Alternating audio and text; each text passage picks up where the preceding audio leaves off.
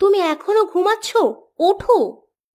আর একটু ঘুমাই না, ডাকাডাকি করো না তো। আর ঘুমানো লাগবে না। প্রায় আধ ঘন্টা আগে ডেকে আমি রান্নাঘরে গেলাম। তোমার ঘুম ভাঙার এখনো কোনো নাম গন্ধ নেই। একটা মানুষ কিভাবে এত ঘুম কাতুরে হতে পারে? দাঁড়াও দাঁড়াও, উঠছি। বলি, কাজ কাম শিখিয়ে তুলে ঘুমালে কাজে যাবে কখন? ভূতে কি তোমাকে কাজ করে নিয়ে এসে খাওয়াবে? হ্যাঁ, ভূতেই কাজ করে খাওয়াবে। তুমি কানের কাছে এত ফ্যাচর ফ্যাচর করো না তো, শান্তিতে একটু ঘুমাতে দাও। কি? আমি ফ্যাচর ফ্যাচর করি? আমি তোমাকে শান্তিতে ঘুমাতে দিই না? ওগো, এই কথা শোনার আগে আমার মরণ হলো না কেন?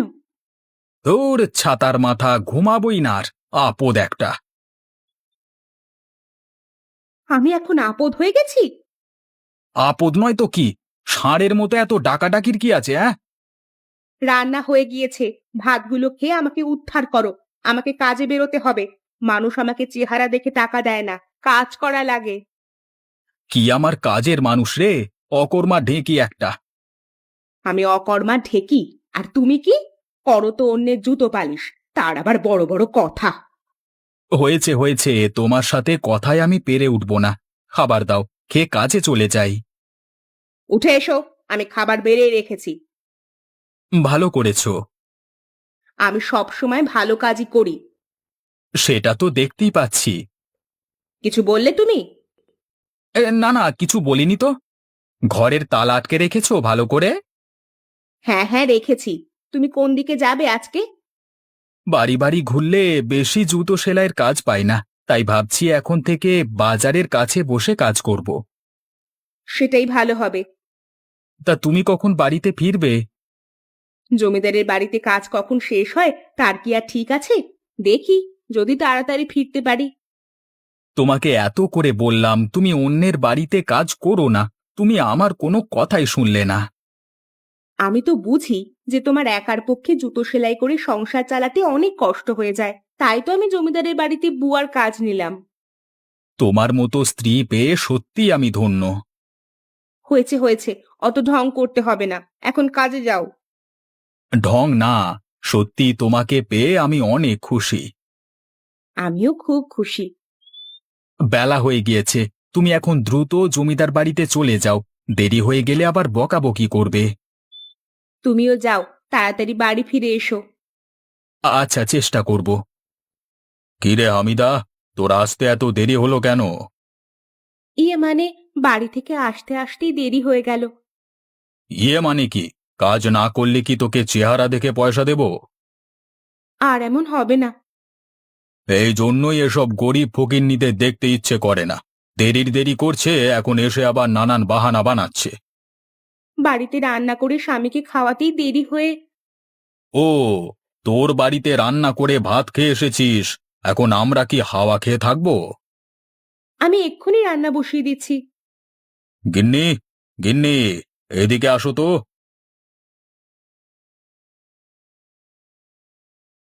কি হয়েছে? ডাকছো কেন? তোমাকে আগেই বলেছিলাম এমন ছোট লোকের বাচ্চাকে কাজ দিও না, তখন তো শোনোনি। এখন দেখো, সে এখনো রান্না শুরু করেনি। জমিদার বাবু, আমি এক্ষুনি বসিয়ে দিচ্ছি। অল্প সময়ের মধ্যে রান্না হয়ে যাবে। এইবারের মতো ক্ষমা করে দেন।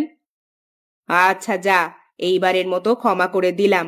কিন্তু এর পরের বার থেকে আগে আমাদের বাড়িতে রান্না করবি, কাজ করবি, তারপর তোর নিজের বাড়ির কাজ করবি। আচ্ছা, তাই করব। মনে থাকে যেন। মনে থাকবে জমিদার বাবু। জুতো পালিশ করবেন? জুতো পালিশ পুরনো জুতো পালিশ করে নতুনের মতো বানান। ছেঁড়া জুতো থাকলে নিয়ে আসেন, জুতো পালিশ করেন জুতো।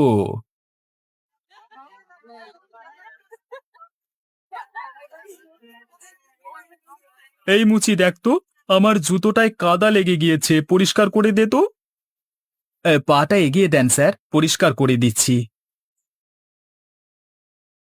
আরে কি করছিস, কি করছিস ফকিরের বাচ্চা?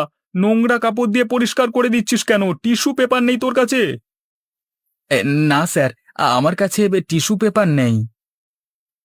কাকে কি বলি আমি? তুই তো কখনো টিস্যু পেপার চোখেই দেখিসনি। এনে ধর, এই টিস্যু দিয়ে জুতোটা পরিষ্কার করে দে। দিচ্ছি স্যার। দেখুন হয়ে গিয়েছে। তেমন ভালো করে পরিষ্কার করতে পারিসনি। এই নে 5 টাকা রাখ। মাত্র 5 টাকা দিলেন? এটাই তোকে বেশি দিয়ে ফেলেছি। তোকে তো টাকা দেওয়াই উচিত না। বেশি কথা বললে এটাও দেব না, ঠিক আছে? ভাই, ব্যবসা কেমন চলে আপনার? এই তো কোনো রকম চলে যাচ্ছে। কাস্টমার কি আসে জুতো সেলাই করতে? অল্প মানুষই আসে। এখন তো মানুষ আর সেলাই করা জুতো পরতে চায় না। ছিঁড়ে গেলেই নতুন জুতো কিনে নেয়। তা আপনি কি নিয়ে এসেছেন ভাই? আর বলেন না ভাই, আমার ছোট মেয়েটা খেলতে গিয়ে জুতোটা ছিঁড়ে ফেলেছে। সেটাই সেলাই করতে নিয়ে আসলাম। দেখেন তো সেলাই করা যাবে কিনা। যাবে, তবে একটু সময় লাগবে। অসুবিধা নেই, আপনার যত সময় লাগে আপনি নেন। আপনি একটু বসুন, আমি এখনই সেলাই করে দিচ্ছি।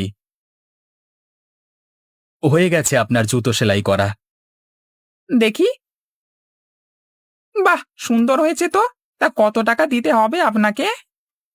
10 টাকা দেন, ফিতাসহ লাগিয়ে দিয়েছি। আচ্ছা, এই নেন। আজকে আসি তাহলে, কেমন? আবার আসবেন। হামিদা, আমার জন্য এক গ্লাস ঠান্ডা পানি নিয়ে আয় তো। নিয়ে আসছি জমিদার বাবু। এই নিন আপনার পানি। কি ব্যাপার, পানি নিয়ে আসতে এত দেরি হলো যে? ঘরে কি ঘুমিয়ে পড়েছিলিস নাকি? না জমিদার বাবু, ঘুমিয়ে পড়িনি। আপনি বলার সাথে সাথেই তো পানি নিয়ে আসলাম।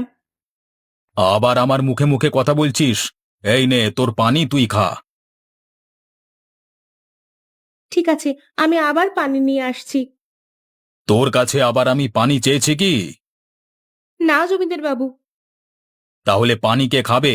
যা, রান্নাঘরে গিয়ে মন দিয়ে কাজ কর। আচ্ছা। কি রে হামিদা, পাতিলগুলো এখনো পরিষ্কার করিসনি কেন? তুই কি আমাদের নোংরা পাতিলে রান্না করে খাওয়াবি? না, আমি তো জমিদার বাবুকে পানি দিতে গিয়েছিলাম, তাই বাসন মাজতে দেরি হয়ে গিয়েছে। আবার মুখে মুখে কথা বলছিস, তোরে কিছু বলি না দেখে? আমি জলদি করে সব কাজ শেষ করছি। তাই কর, না হলে তোর কপালে আরো দুঃখ আছে। কি ব্যাপার, তুমি কখন আসলে? এই তো কিছুক্ষণ আগেই আসলাম, এসেই রান্না বসিয়ে দিয়েছি। ভালো করেছো, অনেক ক্ষুধা পেয়েছে। ঠিক আছে, তুমি গোসল করে নাও, আমি রান্না শেষ করছি। ঠিক আছে। কই, তোমার এখনো রান্না শেষ হয়নি? এই তো হয়ে গেছেই প্রায়। তা তোমার আজকে কত টাকা ইনকাম হলো? জুতো পালিশ করতে পারলে? আর বলো না, এখন আর মানুষ আগের মতো জুতো সেলাই করে পরে না। একটু ছিঁড়ে গেলেই আবার নতুন জুতো কিনে নেয়। এভাবে চললে তো আর সংসার চলবে না। সেটাই তো চিন্তার বিষয়। এখনকার বড় লোকেরা এমন ব্যবহার করে যেন আমরা মানুষই না। কেন, কি হয়েছে? কিছু না, এমনি। আমার রান্না হয়ে গিয়েছে, চলো ঘরে চলো। চলো, বড্ড খিদে পেয়েছে। তুমি খাটে বসো, আমি খাবার বেড়ে দিচ্ছি। আচ্ছা। হুম, কি ব্যাপার, তুমি নিচ্ছ না যে? আমি পরে খেয়ে নিব, তুমি খাও। তোমার আজকে কি হয়েছে? এমন করে কথা বলছো কেন? কই, কিছু হয়নি তো। কেমন করে কথা বলছি আমি? দেখি, আমার দিকে তাকাও তো। এ কি, তোমার চোখে পানি কেন? কি হয়েছে তোমার? কিছু হয়নি। তোমার গালে লাল লাল কিসের দাগ এটা? পড়ে গিয়ে ব্যথা পেয়েছি। এটা তো পড়ে যাওয়ার দাগ মনে হচ্ছে না। এটা তো হাতের নখের দাগ মনে হচ্ছে। বউ, তোমাকে কি জমিদারের বাড়ির কেউ থাপ্পড় মেরেছে? হ্যাঁ গো, কেন যে আমরা গরিব হয়ে জন্ম নিয়েছিলাম, পদে পদে শুধু অত্যাচার আর শোষণ সহ্য করতে হয়। তোমাকে আর কাজে যেতে হবে না। দরকার পড়লে না খেয়ে থাকবো, তবু সেখানে তুমি আর কাজ করবে না। তোমার তো তাহলে আরো কষ্ট হয়ে যাবে। কষ্ট হলে হোক, তবু যাবে না। তোমার গায়ে কেউ হাত তুলবে সেটা আমি সইতে পারবো না। আচ্ছা, যাব না। এখন তুমি খেয়ে নাও। তুমিও আসো, একসাথে খেয়ে নি। হাঁ করো। দাও। হ্যাঁ। আ একটা কথা কি জানো? কি? তুমি গরিব হলেও মানুষটা হাজার গুণ ভালো। কি গো শুনছো? বলো কি হয়েছে? আজকে কি রান্না হবে? কেন, ঘরে বাজার নেই? শুধু কিছু শাক আছে ফ্রিজে, আর কিছু নেই। মাছ নেই কেন? না, তুমি বাজারে গিয়ে নিয়ে এসো। সেদিন না বাজার থেকে কতকগুলো মাছ নিয়ে আসলাম। সেগুলো কি আজও থাকবে? খেলে তো শেষ হবেই। আচ্ছা, ব্যাগটা নিয়ে এসে দাও। দাঁড়াও, আসছি। এই নাও, রুই মাছ পেলে নিয়ে আসবে। আচ্ছা ঠিক আছে। কিরে, রুই মাছ কত করে বিক্রি করছিস? 300 টাকা কেজি জমিদার বাবু। কত কেজি দেবো আপনাকে? তোর কাছে কটা রুই মাছ আছে? 1, 2, 3, হ্যাঁ, মোট 5টা রুই মাছ আছে। এক কাজ কর, সবগুলো ব্যাগের ভেতর ভরে দে। সবগুলো কেন নেবেন? হ্যাঁ, তোর কোনো সমস্যা? না না, আমার আবার কিসের সমস্যা হবে? হ্যাঁ, আমারই তো ভালো হবে আরো। বেশি কথা না বলে মাছগুলো ব্যাগে ভরে দে। জমিদার বাবু, টাকা না দিয়ে চলে যাচ্ছেন যে? কিসের টাকা? আপনি মাছ নিলেন, মাছের দাম দেবেন না? ও, মাছের টাকা? আজকে কাছে টাকা নেই বুঝলি, আর একদিন দেব। কি বলেন জমিদার বাবু? এতগুলো মাছ বাকিতে দেব, তাহলে আমার সংসার চলবে কিভাবে? তুই দেখি মুখে মুখে কথা বলছিস, কানের নিচে বসিয়ে দেব কিন্তু। আপনি আমার টাকাটা দিয়ে যান, না হলে মাছ রেখে যান। কি বললি? আমার কাছ থেকে তুই মাছ কেড়ে নিবি? দাঁড়া, আজকে তোর একদিন কি আমার একদিন। আরে আরে জমিদার বাবু, আপনি মাঝিকে মারছেন কেন? তুই সামান্য এক মুচি হয়ে আমাকে জ্ঞান দিচ্ছিস? আমি কি করব না করব তোকে কি বলে করতে হবে? এই, আপনি মাছ নিয়েছেন, তাকে তার দাম দিয়ে দিলেই তো হয়। জমিদার বাবু, আপনি গরিবের পেটে লাথি মারেন না। বউ বাচ্চা নিয়ে না খেতে পেয়ে মারা যাব। তোরা জাহান নামে যা, ছোট লোকের বাচ্চা, আমাকে যেতে দে। জমিদার বাবু, আপনি এটা খুবই অন্যায় করলেন, এর ফল আপনাকে ভোগ করতে হবে। ও বউ, তুমি কই? আমি ঘরে আছি, তুমি চলে এসেছো? বাইরে এসো। দাঁড়াও, আসছি। বাজারের ব্যাগটা ধরো। আজকে এত আগেই যে বাড়ি ফিরে আসলে, কিছু হয়েছে নাকি? আজকে মনটা ভীষণ খারাপ। কেন, কি হয়েছে? ভেতরে চলো, বসে বলি। তা বলো, কি হয়েছে? কি কারণে মন খারাপ? আজকে বাজারে হঠাৎ জমিদার বাবু মাছির দোকানের সামনে আসে। তারপর?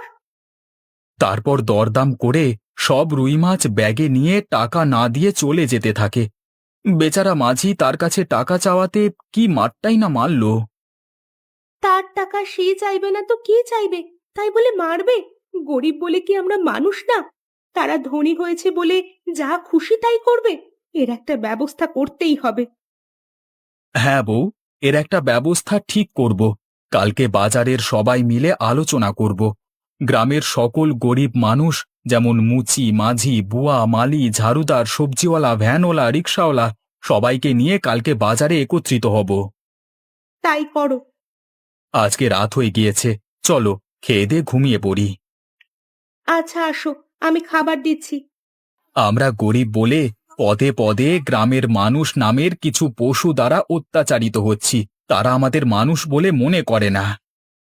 আমরা এর একটা সমাধান চাই, যাতে আমরা স্বাধীনভাবে রোজগার করে দুবেলা খেতে পারি। কেউ ক্ষমতা দেখিয়ে সব লুট করে নিয়ে যাবে, এটা আমরা মেনে নেব না।